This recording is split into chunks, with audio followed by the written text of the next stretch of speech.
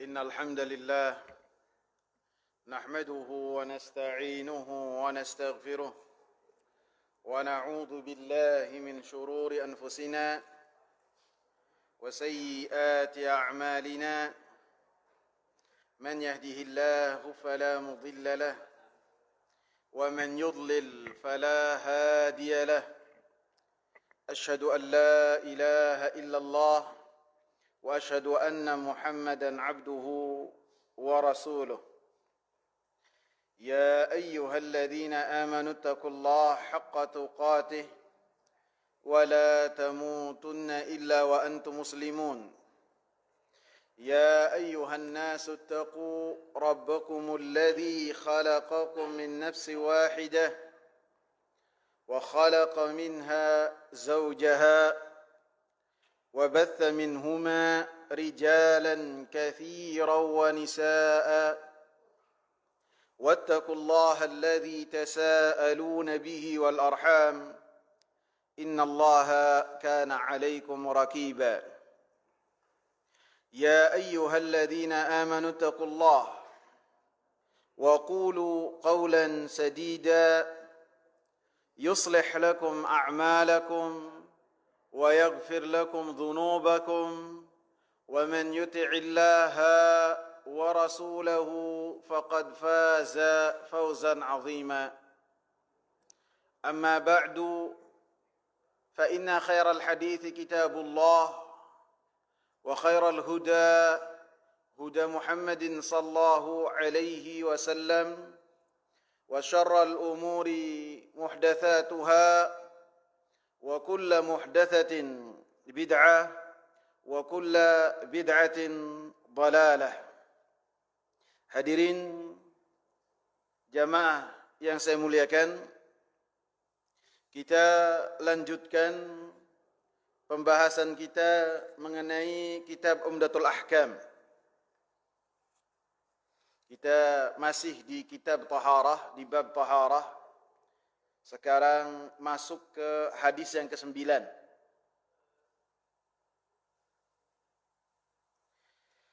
An Amr ibn Yahya al-Mazini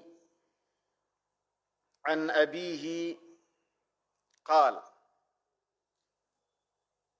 Dari Amr ibn Yahya al-Mazini, dari bapaknya yaitu Yahya al-Mazini, bapaknya berkata, Syahidtu Amra ibn Abil Hasan sa'ala Abdullah ibn Zaidin an wudu'in Nabi sallallahu alaihi wasallam. Kata Yahya, saya menyaksikan Amr bin Abil Hasan bertanya kepada Abdullah ibn Zaid tentang wudu'nya Nabi sallallahu alaihi wasallam. Fada'a bitawrin min ma'in. Maka Abdullah ibn Zaid meminta bejana yang berisi air. Fatawadda'a lahum wudu'a Rasulillah sallallahu alaihi wasallam. Maka Abdullah berwudu untuk Amr, untuk penanya, dan untuk Yahya dan untuk Amr yang ketiganya hadir di hadapan Abdullah bagaimana wudu'nya Nabi sallallahu alaihi wasallam. Fa'akfa'a ala yadayhi min at-tawri. Maka Abdullah menuangkan kepada kedua tangannya dari bejana tersebut air. Faghasala yadayhi thalathan. Kemudian Abdullah membasuh tangannya tiga kali, membasuh tangannya 3 kali. Thumma adkhala yadahu fit tawri famadmada wastanshaqa wastanthara thalathan bi 3 gharfat. Kemudian Abdullah memasukkan satu tangannya ke bejana, tangan kanannya. Famadmada wastansaqa wastanshaqa wastanthar. Kemudian beliau berkumur-kumur, kemudian beristinsyak, kemudian beristinthar, thalathan bi thalathi ghurfat atau ghurfat, 3 kali berkumur-kumur beristinsak dan beristinthar dengan 3 kali ambil tangan. Thumma adkhala yadahu fit taur faghasala wajhahu thalathan. Kemudian Abdullah memasukkan satu tangannya ke bejana, maka beliau membasuh mukanya 3 kali. Thumma adkhala yadahu fit tauri faghasalahuma marrataini ila al-mirfaqain. Kemudian Abdullah memasukkan tangannya ke bejana lagi dan kemudian membasuh kedua tangannya 2 kali sampai ke siku. Thumma adkhala yadayhi famasaha bihima ra'sahu faaqbala bihima wa adbara marratan wahidatan. Kemudian Abdullah memasukkan kedua tangannya ke dalam bejana, maka kedua tangannya diusapkan dengannya kepalanya dari awal rambutnya sampai ke belakang sekali saja. Thumma ghasala rijlaihi ilal ka'bain. Kemudian Abdullah membasuh kedua kakinya sampai batasan mata kaki. Wa fi riwayatin, dalam satu riwayat, bada'a bi muqaddami ra'sihi hatta dhahaba bihima ila qafahu thumma raddahuma hatta raja'a ila al-makan alladhi bada'a minhu. Abdullah, sahabat yang mulia ini, ketika mengusap rambutnya, dimulai dari awal tempat tubuhnya rambut, awal kepalanya, kemudian menuju ke tengkuknya. Setelah sampai tengkuk, raddahuma, dikembalikan kedua tangannya sampai kembali ke tempat di mana beliau memulai mengusap kepala tadi. Wa fi riwayatin, dalam riwayat lain, atana Rasulullah sallallahu alaihi wasallam, Rasulullah sallallahu alaihi wasallam datang kepada kami, fa akhrajna lahu ma'an fi taurin min sifrin atau min sufrin. Maka kami sediakan untuk Nabi sallallahu alaihi wasallam air untuk berwudu di bejana yang bejana tersebut terbuat dari tembaga. At-tauru shibhut tisti. Di sini disebutkan oleh Al-Imam Abdul Ghani Al-Maqdisi tentang kosakata yang sulit, bahwasanya taur adalah bejana. Kita mulai dari perawinya. Perawinya ada 3, ada 4 ikhwan. Sikit-sikit saja. Yang pertama disebutkan adalah Amru ibn Yahya Al-Mazini. Amru ibn Yahya Al-Mazini. Beliau adalah seorang tabi'ut tabi'in dan beliau adalah seorang yang thiqah dan riwayat-riwayatnya diterima oleh kitab yang 6. Apa kitab yang 6? Sahih Bukhari, Sahih Muslim, Sunan Abi Daud. Ana sebutkan dari pertama, antum catat. Sahih Bukhari, Sahih Muslim, Sunan Abu Dawud, Al-Jami'u li Tirmidzi, Sunan An-Nasa'i, Sunan Ibnu Majah. Ini yang disebut dengan Kutub As-Sittah. Nah, beliau riwayat-riwayatnya dikeluarkan, artinya diterima oleh imam yang 6 ini, yang kitabnya diakui. Dan Amr ibn Yahya ini, perawi ini adalah cucu dari Abdullah ibn Zaid yang menceritakan tentang wudu'nya Nabi sallallahu alaihi wasallam. Karena ibunya Amr ibn Yahya adalah putrinya Abdullah dan namanya adalah Ummun Nu'man. Kemudian yang kedua, an abihi. Bapaknya adalah Yahya ibn Umarah ibn Abi Hasan, seorang tabi'in, Mazini juga, seorang Ansari. Seorang Ansari artinya keturunan dari Ansar yang tinggal di kota Madinah. Dan beliau adalah tabi'in. Lebih-lebih bapaknya adalah Umarah ibn Abi Hasan, adalah sahabat besar yang ikut dengan Nabi sallallahu alaihi wasallam dalam perang Badar.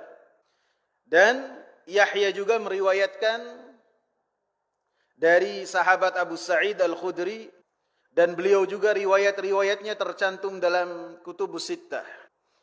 Dikatakan thiqah oleh Al-Imam Nasa'i dan yang lainnya. Amr ibn Abi Hasan Al-Ansari yang bertanya. Beliau adalah sahabat Nabi sallallahu alaihi wasallam dan beliau adalah paman dari Yahya. Adapun perawi yang menceritakan wudu Nabi sallallahu alaihi wasallam yaitu Abdullah ibn Zaid ibn Asim Al-Ansari Al-Mazini. Semuanya dari Mazini, dari Ansar dan penduduk kota Madinah. Sebagian orang salah ketika membahas tentang Abdullah ibn Zaid, karena ada sahabat Nabi yang lain yang bernama Abdullah ibn Zaid ibn Amr ibn Abdul Rabb. Beliau adalah sahabat yang diperlihatkan tentang tata cara azan ketika Rasulullah sallallahu alaihi wasallam bertanya kepada para sahabat bagaimana untuk memanggil kaum muslimin apabila waktu salat telah tiba. Maka pada saat itu para sahabat memberikan sarannya, ada yang dengan trompet, ada yang dengan api, ada yang dengan genderang. Maka semuanya ditolak oleh Rasulullah sallallahu alaihi wasallam. Kemudian datanglah Abdullah ibn Zaid ibn Amr ibn Abdul Rabb, bukan perawi yang kita bahas.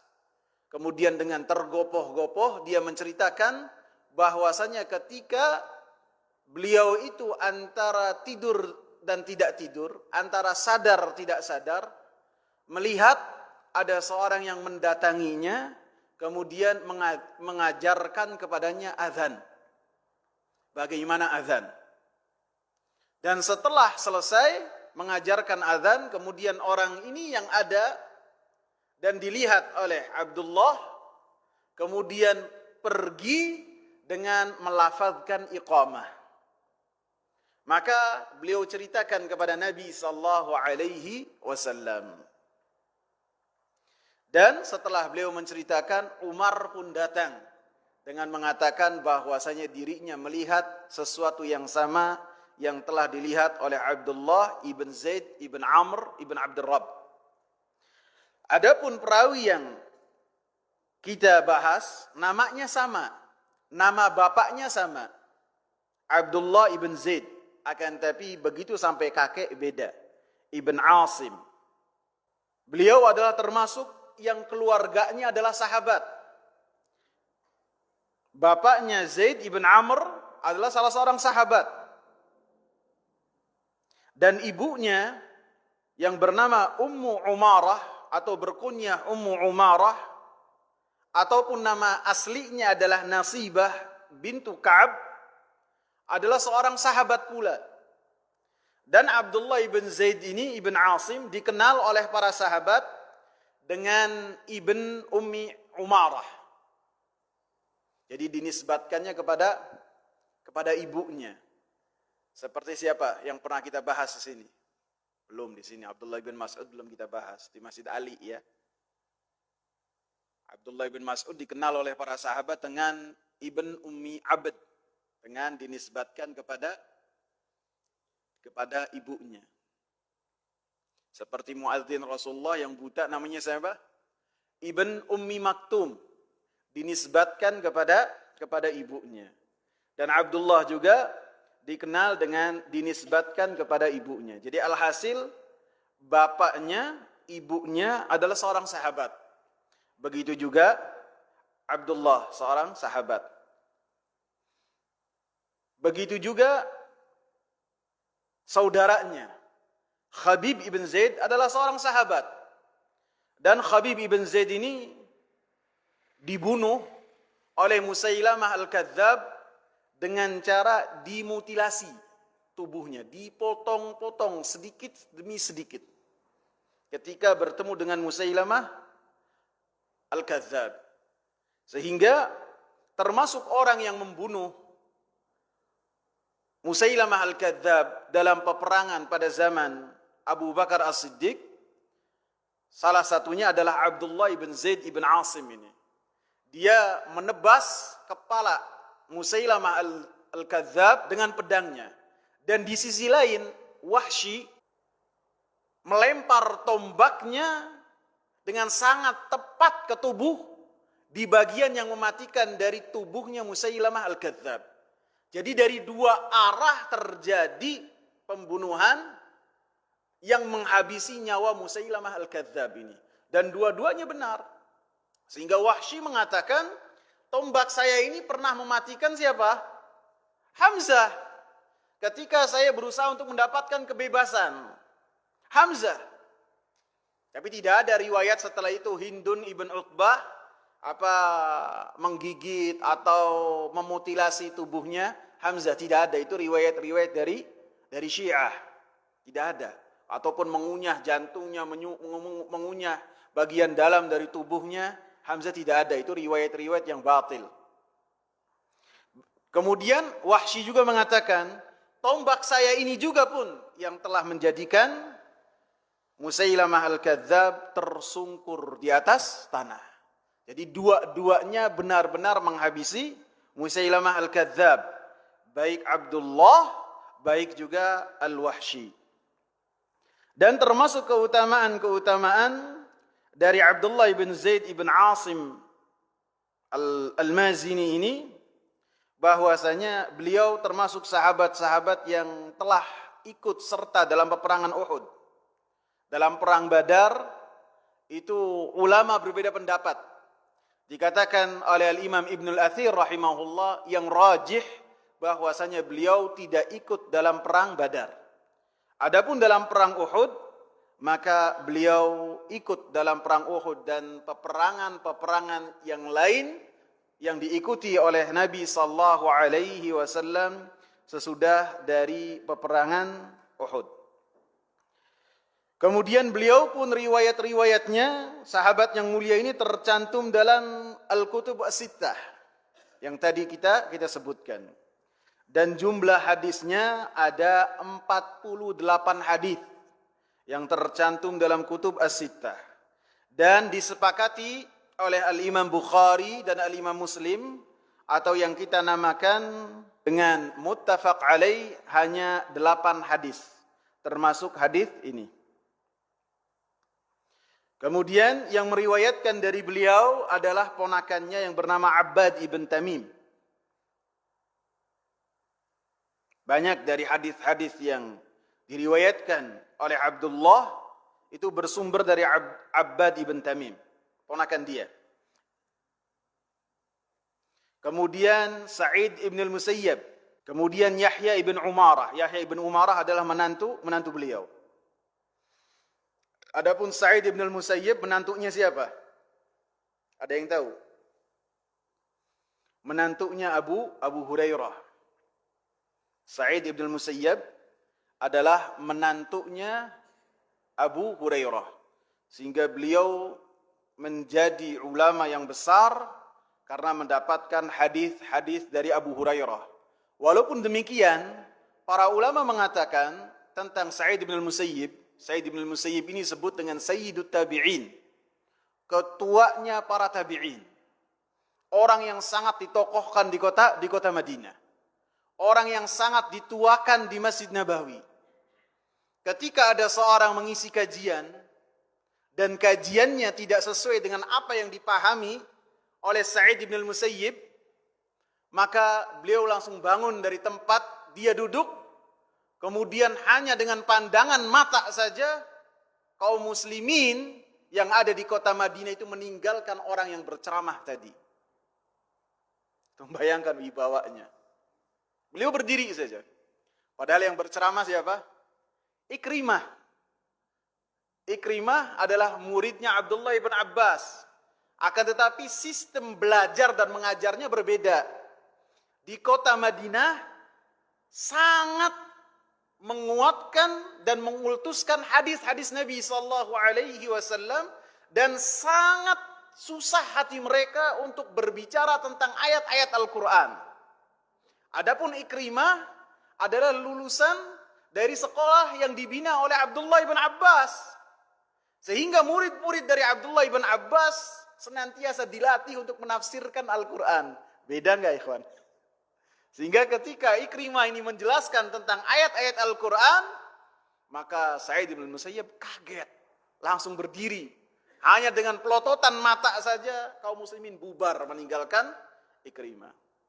Dan Sa'id bin Musayyib ini disebut dengan Rawiyatu Umar. Orang yang menjadi corong utama dalam meriwayatkan semua perbuatan dan perkataannya Umar.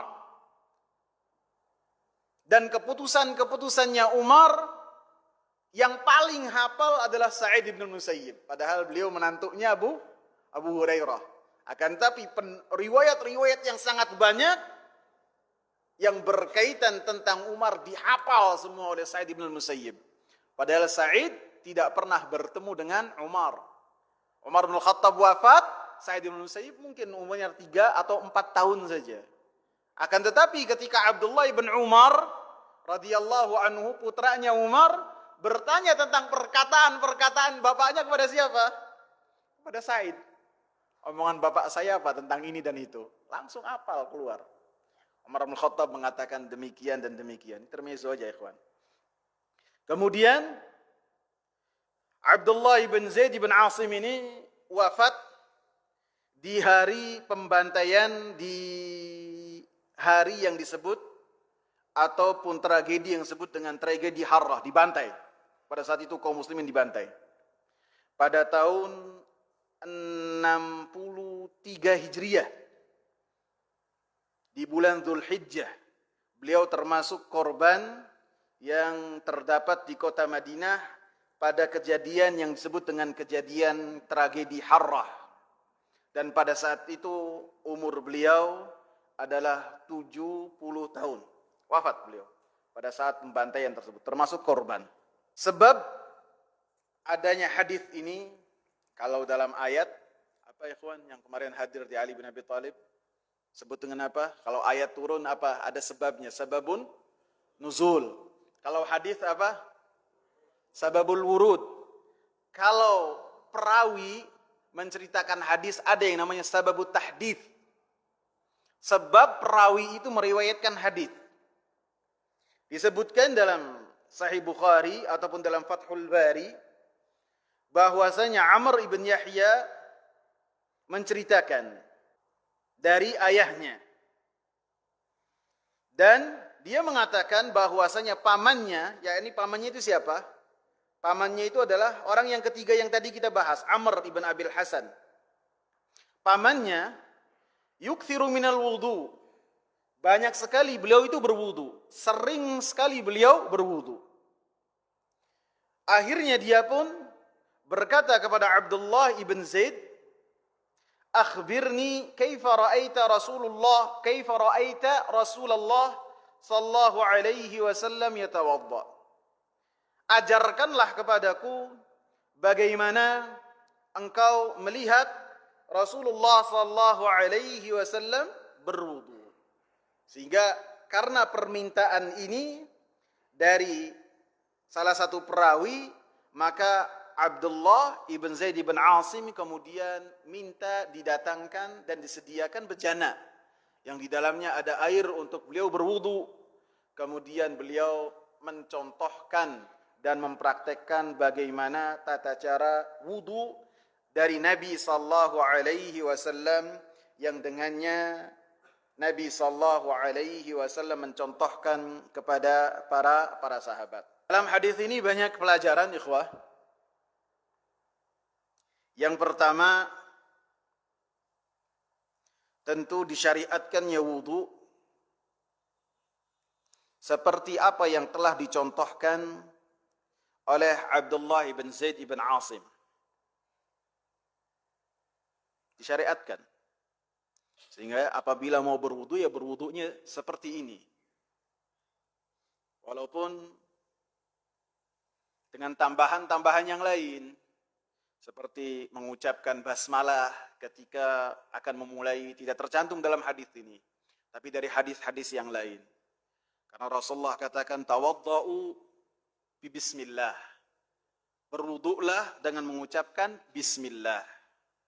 Dalam hadis lain, la wudu'a liman lam yadhkur ismallah. Tidak ada wudu, artinya wudunya tidak sah bagi orang yang ingat ketika akan memulai wudu, kemudian dia tidak mengucapkan bismillah. Artinya wudunya tidak benar. Akan tetapi apabila seorang berwudu kemudian lupa, ingat ketika dia itu di pertengahan wudu, maka itu beda lagi hukumnya, tidak mengapa. Jadi kewajiban untuk mengucapkan basmalah bagi orang-orang yang ingat. Adapun ketika memulai wudu kemudian lupa, maka wudunya tetap sah. Kemudian dari hadis ini juga, saya langsung ke poin-poin aja ya. Takutnya kalau dibahas secara terperinci waktunya habis. Bagaimana semangatnya para salafus saleh dalam mengetahui bagaimana sunnah-sunnah yang telah dicontohkan oleh Rasulullah sallallahu alaihi wasallam untuk mereka mengamalkan dan bersuri tauladan dengan sunnah tersebut. Jadi sangat bersemangat sekali untuk mengetahui. Seperti dalam hadis ini, Amr ibn Abi Hasan bertanya kepada Abdullah. Dan Amr ini tidak gengsi untuk bertanya kepada Abdullah. Padahal Amr ini sahabat, Abdullah ini sahabat. Begitu melihat Abdullah ibn Zaid ibn Asim ini, orang yang dia anggap lebih memahami dari dirinya, maka dia bertanya kepada Abdullah. Bisa juga ada seorang yang mengetahui tentang satu perkara, dan ia meyakini bahwasanya orang yang di sekitar dia itu tidak mengetahui. Kemudian ketika ada orang yang alim, ilmunya bisa jadi sama atau di bawah dari dia, kemudian orang ini mewakili yang lain bertanya. Bukan untuk mengetahui, supaya mengajarkan kepada yang lain bagaimana tata cara yang benar berkaitan dengan sunnah Nabi sallallahu alaihi wasallam. Kemudian yang berikutnya, dalam hadis ini disebutkan dianjurkan untuk mengambil air wudu, memperbaharui untuk mengambil air wudu dalam setiap bagian anggota wudu. Seperti ketika berkumur, ambil air. Ketika membasuh muka, ambil air yang baru. Kemudian setelah itu bagian tangan, tidak sisa yang dari muka kemudian untuk tangan, tidak. Akan tetapi ketika mengambil yang lain untuk tangan. Dan begitu seterusnya. Kecuali mungkin bagian telinga. Karena telinga ini adalah bagian dari kepala. Dalam hadis yang para ulama berbeda pendapat dengannya, Rasulullah katakan, al-udunani minar ra's. Telinga itu adalah bagian dari kepala. Sehingga ketika mengusap telinga, menggunakan air sisa dari mengusap kepala. Jadi begitu sampai sini, dibalikkan lagi, kemudian setelah itu langsung masuk ke telinga. Yang jari telunjuk ya, dimasukkan ke bagian dalam, adapun jempolnya bagian luar, diusapkan semua. Maka itu sudah menjadi bagian dari kepala. Kemudian setelahnya adalah dibolehkan untuk menambahkan bilangan sebagian wudu, sebagian anggota wudu lebih dari yang lainnya. Dibolehkan. Artinya dari hadis Abdullah bin Zaid ini, misalnya ketika membasuh tangan 3 kali. Setelah itu berkumur-kumur dan istinsyak dan istinthar 3 kali. Kemudian setelah itu sampai ke muka mau 2 kali. Enggak apa-apa, boleh. 2 kali. Kemudian setelah itu bagian tangan mau 3 kali. Ya 3 kali. 3 kali. Ambil dari sini sekali. Kemudian ambil air lagi 2 kali. Kemudian ambil air lagi 3 kali. Kemudian misalnya bagian kepala, kalau bagian kepala sekali. Kemudian bagian kaki terserah milih mau 1, 2, 3. Yang penting kalau bagian kanannya 3, ya kirinya juga harus 3. Jangan sampai wah kata Ustadz boleh tadi berbeda, ini 2, ini 3, berarti tangan sini 3, yang sini 1 saja. Tidak, harus sama. Kemudian dalam hadis ini juga haruslah memperhatikan tertib, teratur dan berurut di antara anggota wudu. Jadi dimulai seperti apa yang telah Allah Subhanahu wa taala firmankan dalam surat Al-Maidah. Dan apa yang telah para sahabat riwayatkan bagaimana wudunya Nabi sallallahu alaihi wasallam. Tidak boleh seseorang ketika berwudu kaki dulu, setelah itu tangan, setelah itu kepala, setelah itu muka. Tidak boleh. Harus tertib. Tidak boleh tidak beraturan demikian. Pelajaran yang berikutnya, keberapa ikhwan? 4 ya. Dibolehkan untuk berwudu dengan menggunakan bejana dari nuhas, dari tembaga. Sebagaimana dibolehkan untuk seorang berwudu dengan bejana dari besi ataupun dari tanah liat yang sudah dikeringkan, bahasa Arabnya fakhar, boleh. Ataupun dengan tempat air yang dari kulit, saya lupa bahasa Arabnya apa tuh.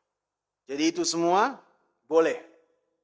Yang tidak boleh berwudu dengan bejana-bejana yang terbuat dari emas dan perak.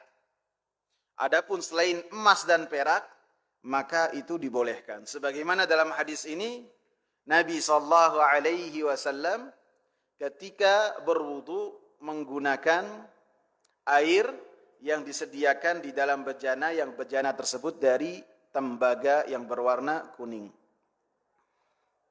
Yang berikutnya adalah anjuran untuk menggabungkan antara berkumur-kumur, beristinsyak dengan setiap satu tangan. Dan ini hanya terdapat dalam riwayat Abdullah bin Zaid. Artinya ketika berkumur-kumur, beristinsyak dan beristinthar langsung sekalian dengan 1 kali ambil air. Ketika keran dibuka, diambil dengan menggunakan tangan kanan, tangan 1, kemudian sebagian dimasukkan ke mulut, sebagian dimasukkan ke hidung, disedot. Ini namanya istinsyak. Disedot, setelah itu dikeluarkan mulut terlebih dahulu, setelah itu yang di hidung dibuang dengan ditekan. Itu yang terdapat di dalam hadis Abdullah ibn Zaid, yang tidak terdapat dalam hadis Utsman ibn Affan. Sehingga para ulama berbeda pendapat tentang hal ini. Ada yang menyatakan bahwasanya apa yang terdapat dalam hadis Utsman dikhususkan dengan apa yang terdapat dalam hadis Abdullah bin Zaid. Ada lagi yang mengatakan kedua-duanya boleh. Artinya masing-masing satu berkumur dengan mengambil air, kemudian beristinsyak dengan mengambil air sendiri. Ada yang mengatakan demikian, akan tapi wallahu taala a'lam, yang pendapat yang lebih kuat penggabungan antara berkumur-kumur dan beristinsyak dan kemudian beristinsar dengan satu ambilan air dengan satu tangan. Kemudian pelajaran yang berikutnya adalah wajibnya untuk mengusap kepala itu secara menyeluruh, wajib secara menyeluruh.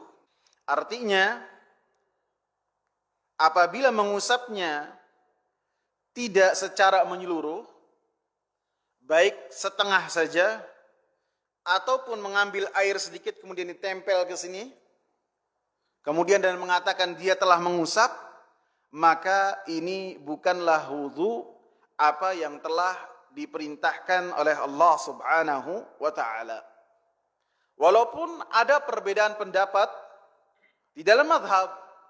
Misalnya mazhab Syafi'i mengatakan dengan mengusap. Kemudian ketika mengusap, beliau berdalil dengan apa? Hadis Al-Mughirah bin Syu'bah, bahwasanya Rasulullah sallallahu alaihi wasallam memakai imamah, memakai penutup kepala berupa imamah, sorban, kemudian setengah dari kepalanya kelihatan. Kemudian Rasulullah mengusap bagian yang kelihatan, kemudian bagian yang lainnya adalah sorbannya. Kemudian berdalil dengan ini.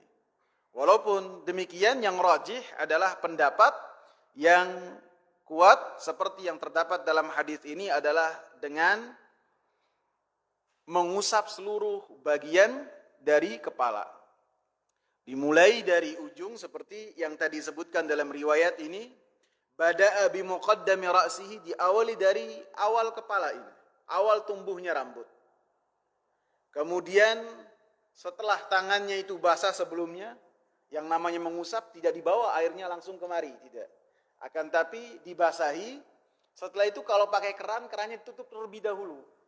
Jangan kemudian dibukanya gede, kemudian setelah itu mentang-mentang masih danur airnya banyak. Maka sehemat-hemat mungkin. Dan ketika mengambil untuk mengusap ini, setelah kita basahi ditutup terlebih dahulu, kemudian kita usap.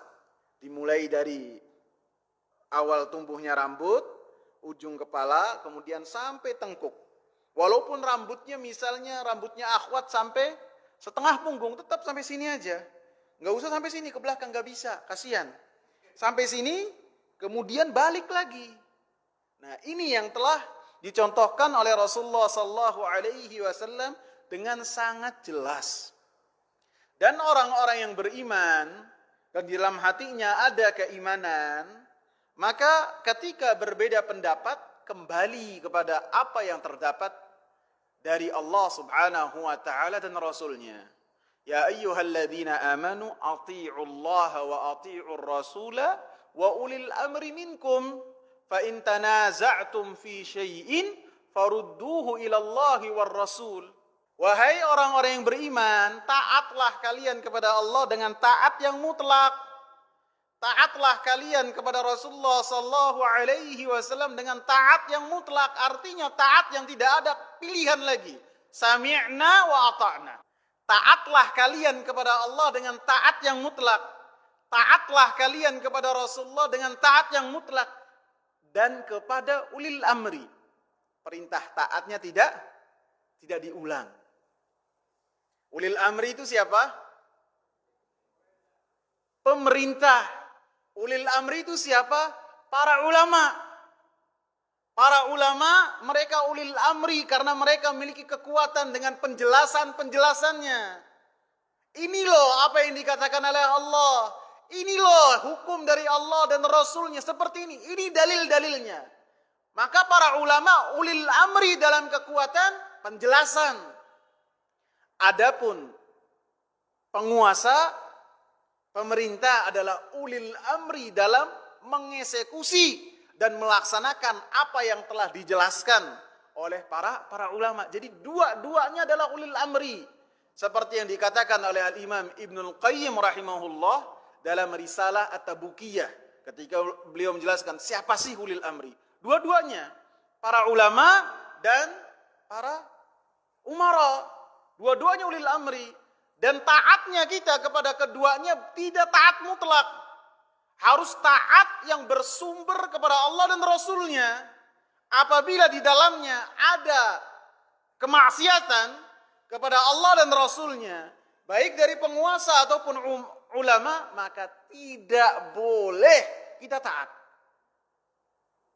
Tidak boleh. Fa in tanaza'tum fi syai'. Apabila kalian berbeda pendapat di dalam perkara apapun juga, di dalam perkara wudu, di dalam perkara salat, di dalam perkara puasa, di dalam perkara muamalah, maka kembalikanlah kepada Allah dan Rasulnya, kepada Al-Quran dan As-Sunnah. Dan ketika kita membawakan dalil berupa Al-Quran kepada As-Sunnah, jangan dibantah dengan Ustadz Fulan mengatakan demikian. Itu orang yang demikian enggak punya adab, bukan hanya kepada Ustadz yang menyampaikan di hadapannya, akan tapi tidak punya adab kepada siapa? Allah. Kita membawakan dalil berupa Al-Quran dan As-Sunnah, dikatakan apa? Oleh Ustadz Fulan dikatakan boleh. Tempat apa? Dalilnya adalah Al-Quran dan As-Sunnah. Oh, berarti antum ketika menyelisihi ulama, menyelisihi imam madhab, berarti antum mengatakan imam madhab itu tidak tahu, bodoh. Ini salah dengan perkataan yang demikian. Karena tidak ada satu orang pun, mungkin saya kecualikan Abu Bakar. Karena Abu Bakar itu tidak ada perkataan dan perbuatannya yang menyelisihi Al-Quran dan As-Sunnah. Tidak ada satu orang pun yang dia itu mengetahui semua ilmu Allah subhanahu wa ta'ala yang telah Allah subhanahu wa ta'ala turunkan kepada Nabi-Nya. Tidak ada. Tidak ada. Pasti. Wa fawqa kulli dhi ilmin alim. Ini ada orang yang alim tentang ini. Yang lain ada yang lebih ngerti. Semua demikian. Ini ngerti. Ini ada yang lebih ngerti. Dan bisa jadi hadis-hadis yang banyak itu luput dari orang alim. Sehingga Al-Imam Ibn Taimiyah rahimahullah, beliau memiliki kitab apa? Raf'ul Malam Anil A'immatil A'lam. Dicabutnya celaan, diangkatnya celaan dari para ulama-ulama yang diakui keulamaannya. Sehingga ketika kita menyelisihi mereka karena kita mengikuti Al-Quran dan As-Sunnah, maka tidak ada celaan buat mereka. Karena beliau menyebutkan beberapa faktor, beberapa sebab yang bisa jadi seorang ulama itu tidak mengetahui dalil. Bisa jadi orang alim mengetahui dalil, akan tapi apa? Lupa, namanya manusia. Sebagaimana Umar bin Khattab radhiyallahu anhu pernah lupa ketika beliau melakukan perjalanan dengan Ammar ibn Yasir. Saya kira pernah saya sebutkan di sini. Muadzan dulu. Kita lanjutkan. Di poin yang terakhir yang kita bahas adalah wajibnya mengusap kepala secara menyeluruh dengan apa yang telah dicontohkan dalam hadis ini. Marratan wahidatan, satu kali saja. Jadi kalau anggota bagian wudu yang lainnya bisa berbilang. Adapun untuk ra's, kepala, maka cukup satu kali saja. Dan yang berikutnya, membasuh kedua tangan itu sampai ke dalam siku, mirfaqain. Dalam ayat wudu, dalam surat Al-Maidah ayat yang ke-6, Allah subhanahu wa ta'ala mengatakan, wa aydiyakum ilal marafiqi. Dan basuhlah tangan-tangan kalian sampai siku. Artinya sikunya kena air dan diusap. Artinya ketika membasuh tangan, jangan lupa bagian ujung jari pun harus kena. Tidak bisa ketika seorang membuka keran kemudian dari pergelangan kemudian mengusap sampai sampai bagian tangan yang lainnya, tidak. Akan tetapi dari ujung terlebih dahulu. Ujungnya harus kena. Maka karena ini adalah bagian dari tangan. Kemudian sampai ke siku dan sikunya harus kena. Dan ini yang harus diingatkan. Setelah itu pelajaran yang berikutnya adalah dalam hadis ini disebutkan boleh untuk mengusap wajah dengan satu tangan. Karena dalam hadis ini disebutkan, "Tsumma adkhala yadahu fit taur." Maka kemudian Abdullah memasukkan satu tangannya ke bejana. Kemudian mengambil air dan kemudian mengusap tangannya, mengusap mukanya. Pada dasarnya boleh. Akan tetapi keadaan yang lebih utama, dan ini adalah pendapat jumhur, ketika membasuh muka, maka yang lebih sempurna dengan kedua tangan. Karena yang namanya muka yang wajib dibasuh dan terkena air wudu adalah dari tempat tumbuhnya rambut sampai bawah dagu ini, apabila panjang. Dan kemudian dari daging ini, telinga ini, daging yang nongol ini, kalau bahasa Arabnya syahmah, dari sini ke sini. Jadi di antara bagian ini harus kena semua. Harus kena semua. Nah, untuk supaya kena semua, maka apabila menggunakan satu tangan ini kan sulit, ya kan? Jadi yang lebih sempurna dengan kedua tangan. Adapun untuk bagian takhlilul lihyah, menyela-nyela jenggot, maka dilihat apabila jenggotnya itu lebat, maka dan ditakutkan tidak tembus ke kulit, maka dianjurkan untuk menyela-nyela dengan mengambil air dan kemudian mencela-cela. Adapun misalnya tidak terlalu lebat, seperti saya ini tidak terlalu lebat, maka bisa menyela-nyela, bisa juga tidak. Karena dengan tidak menyela saja sudah air itu sudah masuk ke bagian jenggot ini. Tapi apabila ada yang jenggot seorang itu lihyahnya lebat sekali dan ditakutkan air tidak tembus ke bagian kulitnya, maka dia menyela-nyela itu dianjurkan dengan lebih daripada yang lainnya. Kemudian yang berikutnya adalah jawazul isti'anati bi ihdaril ma' lit-taharati bila karahah. Dan ini pelajaran yang pernah kita bahas juga dalam hadis Utsman. Dibolehkan untuk kita meminta bantuan supaya disediakan air untuk bertaharah, untuk bersuci. Bila karahah, dengan tanpa ada kemakruhan di dalamnya. Artinya di dalam perkara-perkara lain tidak boleh. Karena Rasulullah mengatakan kepada Abdullah bin Abbas, "Idza sta'anta fasta'in billah." Apabila engkau minta tolong, jangan minta tolong kepada manusia, kepada orang. Orang nanti enggak suka sama kamu. Minta tolong kepada siapa? Allah Subhanahu wa taala. Wa idza sa'alta fas'alillah. Apabila minta, cukuplah minta kepada Allah. Sehingga yang selain dari ini, para ulama memakruhkannya. Bahkan bisa sampai ke dalam derajat haram. Karena ini adalah makna dari apa yang senantiasa kita ulang-ulang. Iyyaka na'budu wa iyyaka nasta'in. Bahkan para ulama, para sahabat ketika cambuk mereka itu jatuh dari atas tunggangan mereka, jatuh, itu mereka enggak ngomong sama yang lagi lewat, ambilin dong cambuk saya, enggak. Mereka lebih mementingkan untuk turun supaya apa? Tidak meminta bantuan kepada orang lain. Sampai demikian telitinya dan perhatiannya yang luar biasa terhadap apa yang telah dikatakan oleh Rasulullah. Kemudian pelajaran yang berikutnya adalah mengajarkan dengan praktek dan perbuatan itu lebih mengena dalam pemahaman daripada teori-teori saja. Ketika mengajarkan dengan perbuatan dan praktek seperti yang telah dicontohkan oleh oleh Utsman bin Affan. oleh Abdullah ibn Zaid dalam hadis ini. Ketika yang berkaitan dengan wudu, maka dengan praktek itu lebih mengena. Tidak dengan teori, misalnya ini 3 kali, ini 2 kali, ini demikian. Akan tapi dicontohkan dan kemudian orang itu menyaksikan nih wudu yang benar. Bisa antum melihat di YouTube tuh bisa banyak itu Ustadz yang mencontohkan wudu yang benar. Saya tadi sebelum kemari itu lihat apa? Dr. Utsman Khamis.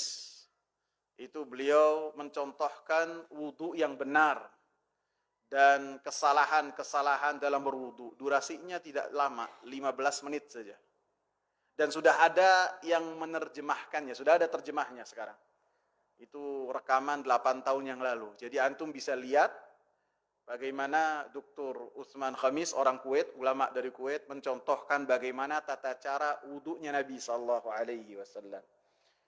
Saya lihat di YouTube juga, siapa? Al-Ustadz Badrussalam, itu ada dalam channel YouFeed. Bisa antum lihat sehingga bisa mengetahui, oh ini praktek wudu yang benar. Wallahu ta'ala alam, semoga bermanfaat. Subhanakallahumma bihamdika, asyhadu an la ilaha illa anta, astaghfiruka wa atubu ilaih. Summa assalamu alaikum warahmatullahi wabarakatuh.